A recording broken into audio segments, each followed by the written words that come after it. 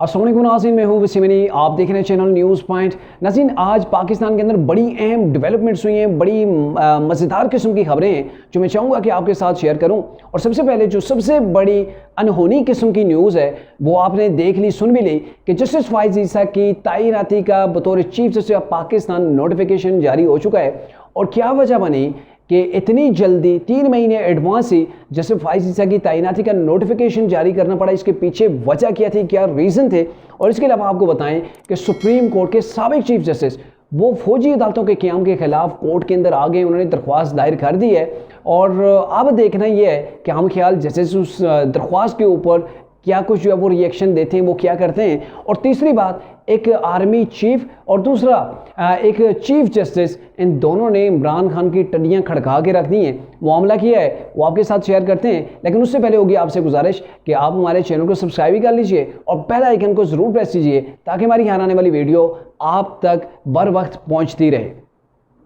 नाज़रीन, जैसा कि आपको भी पता है कि जस्टिस उमर अता बंदियाल की रिटायरमेंट में अभी 3 महीने बाकी हैं। और पाकिस्तान की तारीख के अंदर ऐसा तो कभी नहीं हुआ कि कोई जज अभी गया नहीं हो, उसको 3 महीने उसकी जो है वो सर्विस बाकी हो और एडवांस में ही 3 महीने कबल किसी नए जज का जो है वो तैनाती का नोटिफिकेशन कर दिया जाए कि अब आने वाले चीफ जस्टिस ये हैं। अमूमी तौर पर पाकिस्तान के अंदर ये होता है कि जब कोई रिटायर होने जा रहा होता है बड़ी शख्सियत, तो उससे 1 हफ्ता 10 रोज़ 12 रोज़ पहले जो है नोटिफिकेशन कर दिया जाता है कि 10 रोज़ बाद ये अपना जो है वो हलफ उठाएंगे। और आज किस शख्स ने समरी के ऊपर साइन किए, बड़ी हैरान कुन बात है कि सदर पाकिस्तान आरिफ अलवी ने जस्टिस फाइज़ ईसा की समरी के ऊपर आज साइन किए हैं कि अब वो 3 महीने के बाद यानी कि 17 सितंबर को बतौर चीफ जस्टिस हलफ उठाएंगे। आपको याद कराते चलें कि ये वही हैं डॉक्टर आरिफ अलवी जिन्होंने जस्टिस फाइज़ ईसा के खिलाफ जब रेफरेंस मूव करवाया था इमरान खान ने, और इमरान खान ने आगे तो सारा चिट्टा बटा खोल के रख दिया। किसने मुझे कहा था, उन्होंने फैज़ हमीद का भी नाम लिया था, जनरल रिटायर्ड फैज़ हमीद,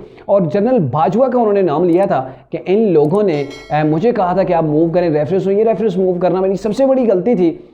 उन्होंने इस चीज़ जो रेफरेंस आया था उसके ऊपर डॉक्टर आरिफ अलवी ने दस्तखत किए थे और फिर उसके ऊपर जो है वो तहकीकात शुरू हो गई थी। आज वही डॉक्टर आरिफ अलवी हैं, उन्होंने बतौर चीफ जस्टिस ऑफ पाकिस्तान जो है वो 3 महीने पहले एडवांस से जस्टिस फाइज़ ईसा की तैनाती का नोटिफिकेशन जारी कर दिया है। इसे कहते हैं वक्त का जो है ना वो वक्त का बदला लेना। वक्त की जो चपेट होती है वो ऐसी होती है जिसकी गूंज हर जगह गूंज रही होती है। आप देखें, यकीन जाने वो शख्स जो चाह रहा था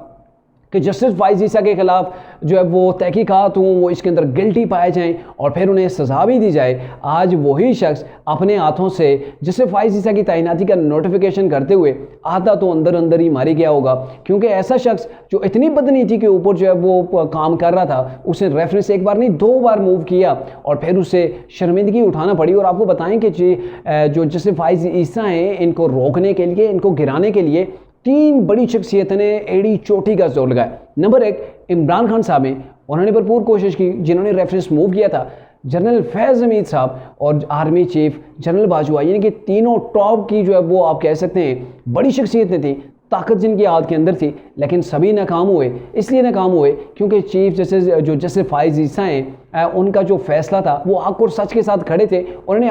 अपनी वाइफ का और अपनी फैमिली का मुकम्मल ट्रायल दिया और जिसके अंदर किसी तौर पर भी वो गिल्टी नहीं पाए गए। और ये उस वक्त भी ये बात चल रही थी कि जो जस्टिस फाइज़ ईसा के जो पेटी भाई हैं, यानी कि जो सुप्रीम कोर्ट के अंदर बैठे हुए हैं अता उमर बंदियाल, वो भी नहीं चाहते कि जस्टिस जो है वो फाइज़ ईसा आगे बढ़े और उन्होंने इस रेफरेंस के ऊपर जो है वो तहकीकात का आगाज़ किया था। जबकि दूसरी तरफ आज उन्हीं के जो हम ख्याल जो है वो जजेज़ हैं, जिसके जस्टिस मुज़ाहिर अली नकवी हैं, उनके खिलाफ भी रेफरेंस मूव किया गया। लेकिन मजाल है कि हमारे सुप्रीम कोर्ट के चीफ जस्टिस हैं, उन्होंने उस रेफरेंस के ऊपर हियरिंग की हो। कितने महीने गुजर गए हैं, एक रेफरेंस नहीं बल्कि 3 रेफरेंस उनके खिलाफ दायर किए हुए हैं, लेकिन उन्होंने जस्टिस मुज़ाहिर अली नकवी के खिलाफ किसी भी रेफरेंस की अभी तक हियरिंग नहीं की है, उस केस को अभी तक स्टार्ट नहीं किया। लेकिन जस्टिस फाइज़ ईसा की बारी में इन्होंने कहा था कि जजेस का भी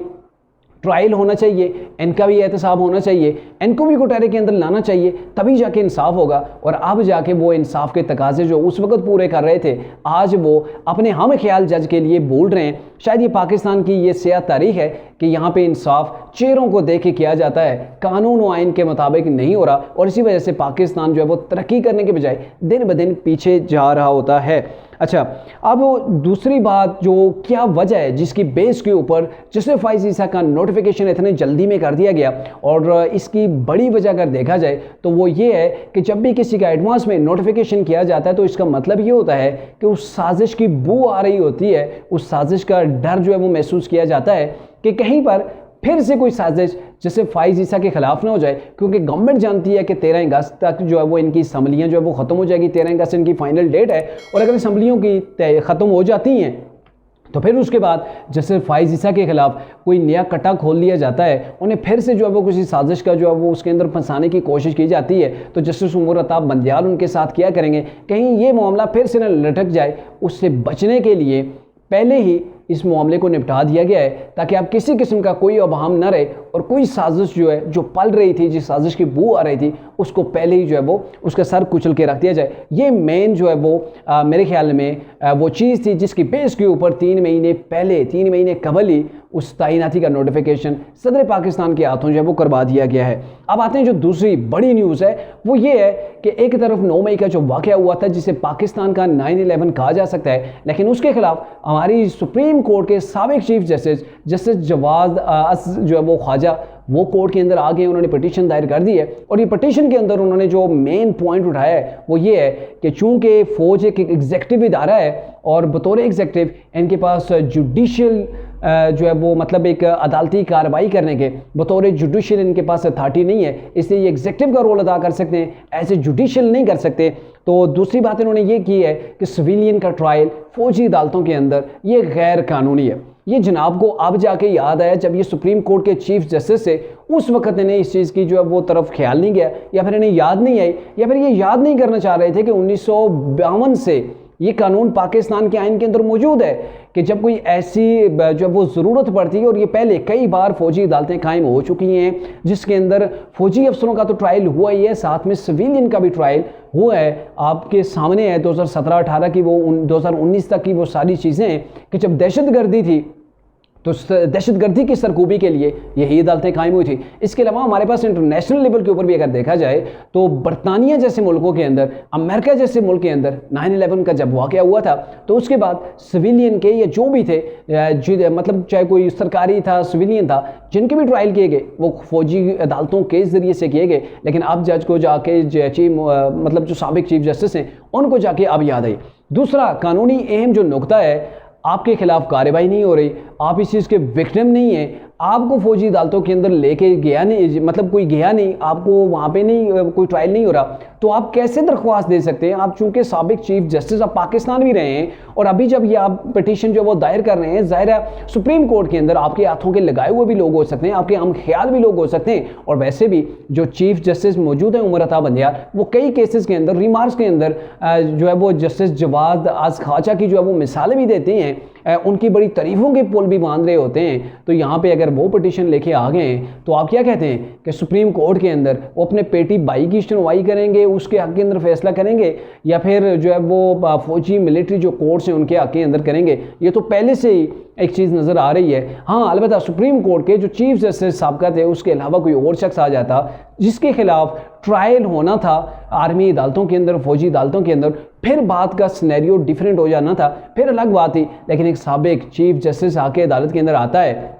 उस अदालत के अंदर जिस अदालत के अंदर वो कभी खुद बैठा होता था, और वहाँ पे उसके साथी बैठे होते हैं, उसके जानने वाले, उसके हाथों के नोटिफिकेशन किए हुए लोग बैठे होते हैं, तो फिर आपका क्या ख्याल है कि वहाँ पे फिर हक़ के जो है वो मुताबिक फ़ैसला होगा? और फिर ये कुछ हुआ पाकिस्तान के अंदर 9 मई के जो वाक़यात थे, और उसके बाद अब एक मखसूस ग्रुप सामने आ गया है। आपने देखा होगा ना, वो लतीफ़ खोसा, उनका बेटा, और फिर अब ये आ गए जी साबिक चीफ जस्टिस, और लाहौरी कुछ जजों के जो वो तज़किरे हो रहे हैं, ये वो लोग हैं जो चाहते हैं कि आर्मी कोर्ट्स के अंदर ट्रायल ना हो, जबकि पाकिस्तान के अंदर इसकी मिसाल मौजूद है कि कई बार पाकिस्तान की अदालतों के अंदर फौजी ट्रायल हुए हैं। इन कोर्ट्स को वक्त की ज़रूरत के मुताबिक जो है वो उन्हें जो है वो अथॉरिटी दी गई है, और 1952 से ये कानून मौजूद है। ना तो पहले किसी पार्टी ने इस कानून के अंदर तरमीम करने की कोशिश की, बल्कि तरमीम करके इनको लाया जाता रहा, फौजी अदालतों को तरमीम करके ही जो है वो लाया जाता है। लेकिन इनके इख्तिताम के लिए किसी ने ना तो आवाज़ उठाई, और ना ही इसे जो है वो कभी किसी गवर्नमेंट के अंदर जो है वो चैलेंज किया गया, ना ही जो है वो सुप्रीम कोर्ट के अंदर इसके खिलाफ जो है वो कोई पिटीशन दायर हुई।